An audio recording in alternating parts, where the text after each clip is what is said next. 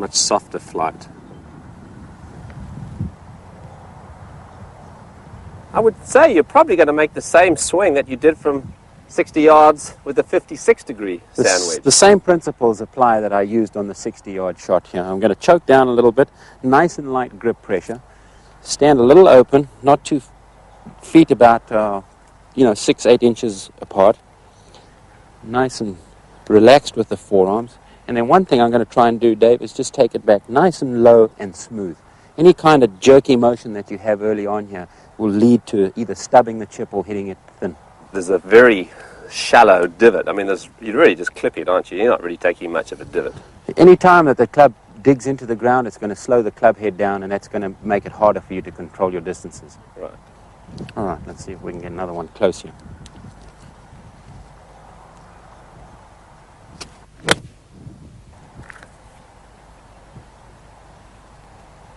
Well, there's a spin. I recall when you broke the course record at Augusta a few years ago and shot 63, that you were pretty successful with your wedge, weren't you? Really strange day for me, because normally I hit all the par 5s in 2, or most of them at Augusta in 2, and that day I didn't hit one of them. And the strength of my game was from this distance in. So that goes to show you don't have to hit the ball great all the time if you work hard from this distance. Right, and we have to add that, so you birdied all 4 of the par 5s, so it's not necessary to hit every par 5 and 2 at Augusta to Not if you well. use these clubs well. All right, well, let's go up to the shorter one, the 30-yarder, shall we?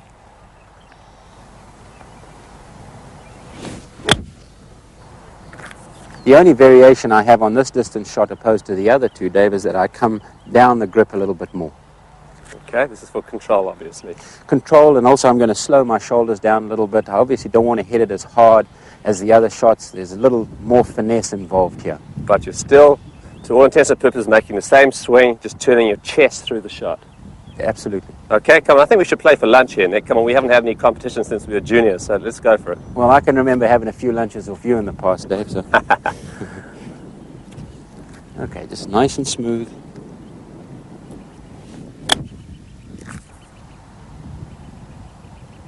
There you go. You must be hungry. That could be good for a hamburger or two.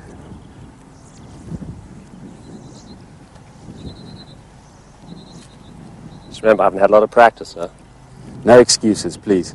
One thing you've got to remember, Dave, is you've got to hit the 60 degree a little harder than you would normally the 56 degree. Yeah, it just takes a little getting used to, doesn't it, the 60?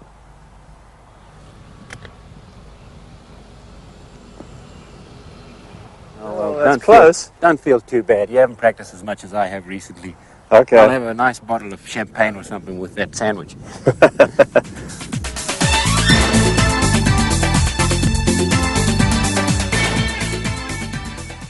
Isn't it amazing when you watch the pros on TV how good they are with their pitch shots? They seem to stick the ball close to the hole every time. The key is distance control. Now I'm going to show you how to get distance control. I've got 2 shots here, one of 60 yards and one of 40 yards. And with very similar swings, you'll learn to hit the ball different distances. What I see many amateurs do is that they tend to have a long swing and then decelerate. You have to learn to accelerate through every shot. Now, on this 60-yard shot, what I want you to imagine is this. Think in terms of turning your body at 60 miles an hour. What this will do is control this club head speed through impact. So, 60 miles an hour should produce a 60-yard shot. 40 miles an hour should produce a 40-yard shot, and so on. So now, in setting up to the ball, put the ball about in the middle of your stance, a little more weight left and hands ahead, and your feet should be just a little bit open to allow you to get through towards the hole. Now, think in terms of 60 miles an hour. What this will do will control the length of your backswing. So 60 miles an hour will send the club back a little further than, say, a 40 mile an hour swing. But this speed, as long as you keep the same tempo, will produce the different shots. So let's see here. Here's a 60 miles an hour swing.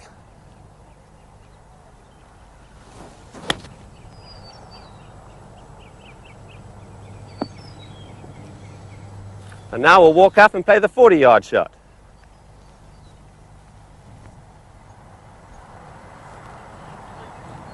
Now what I'm going to try to do here is to maintain the same tempo, but now in terms of the 40-yard shot, I'm going to move my body at 40 miles an hour.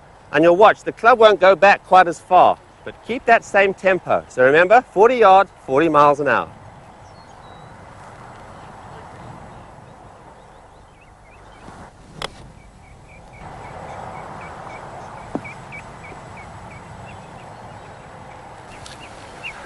So remember, control the length of your swing with the speed of your turn. And controlling the length of the swing and the speed of your turn will control your distance. So 60 yards, 60 miles an hour, 40 yards, 40 miles an hour, and so on. Work on those speeds. Your distance control will be great.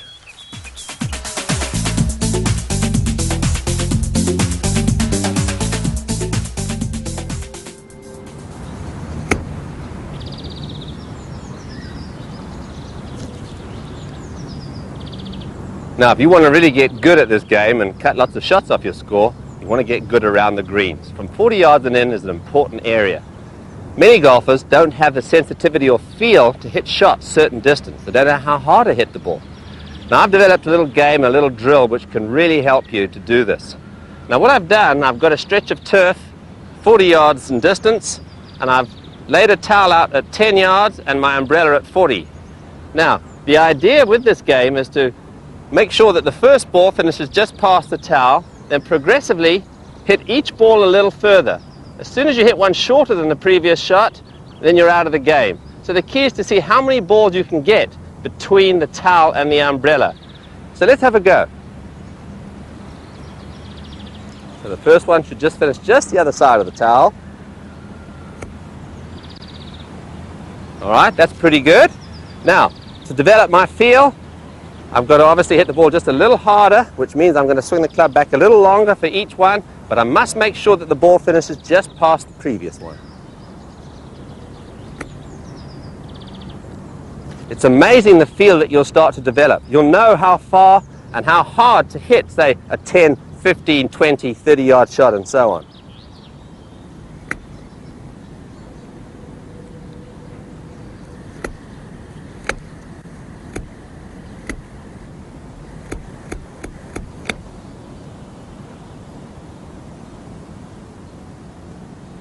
And it's a lot of fun if you do it with a friend, because then you can challenge each other, have little matches, maybe have a little money on it, and that's the way to practice a short game. So keep practicing these shots.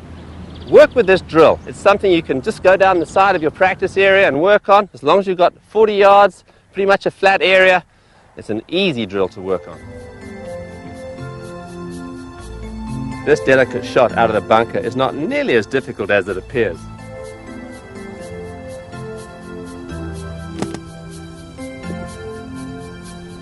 Let me help you take the fear out of bunker play. Watch these tips.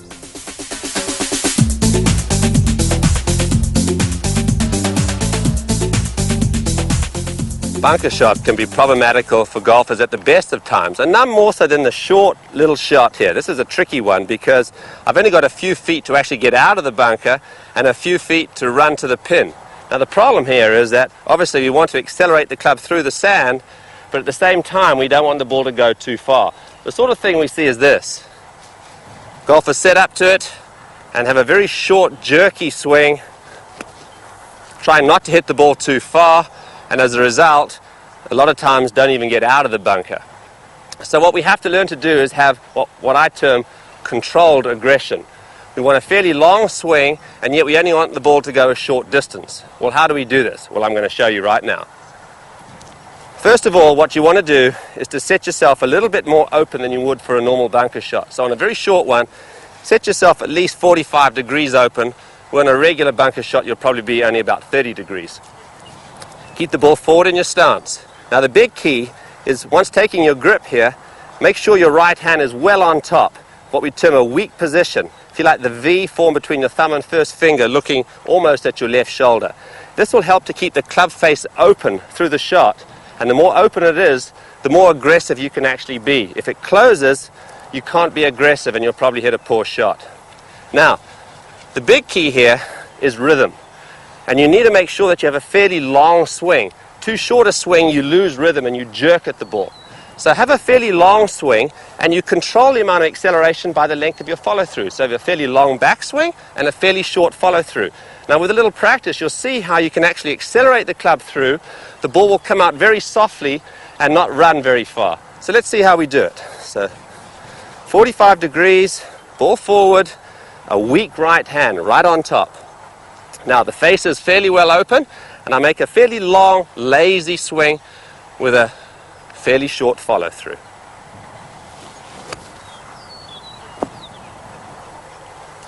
Now, that's the way you see the pros play it. It's a fairly long swing, very rhythmical, and yet the ball only goes a short distance. So remember, you can trust this if you go back far enough. If you go back too short, you have to jerk through the ball. So let's try that once more. So, right hand right on top, and a fairly long swing, and a short follow through.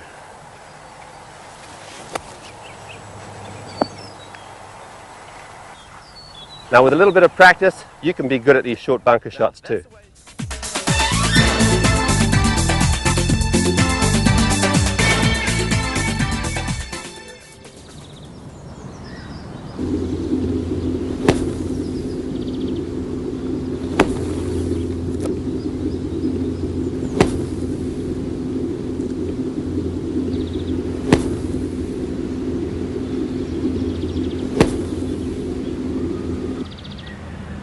Now don't worry, I'm not missing the ball. I'm only practicing hitting the sand.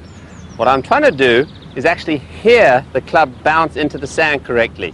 And that's really important. I've always maintained that you can hear a good bunker shot.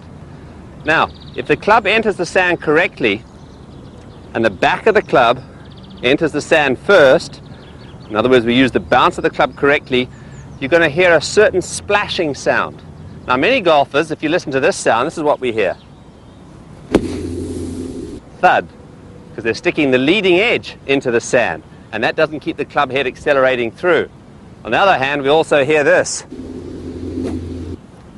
No sound at all, basically, because they're not making contact with the sand at all. So the fact is, you've got to learn to get the club entering the sand at the right angle. Now just practicing hitting the sand is a great drill.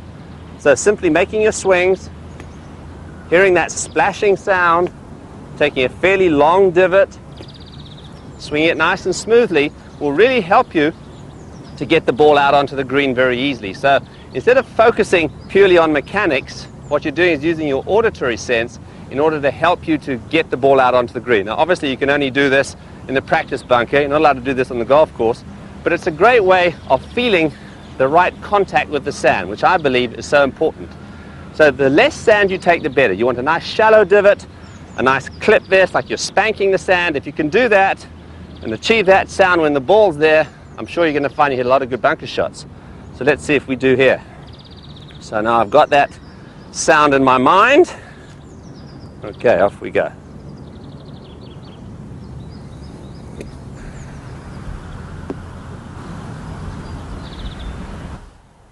There you go. So I've got the same sound. If I can do that, I'm going to hit good bunker shots.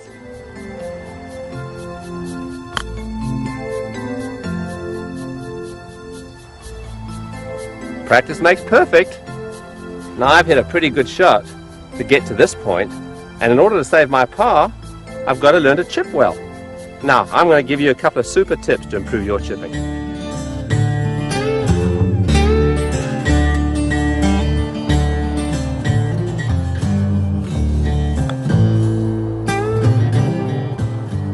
As they say, practice makes perfect, and that is very true for these little chip shots around the green. Now let me define a chip shot.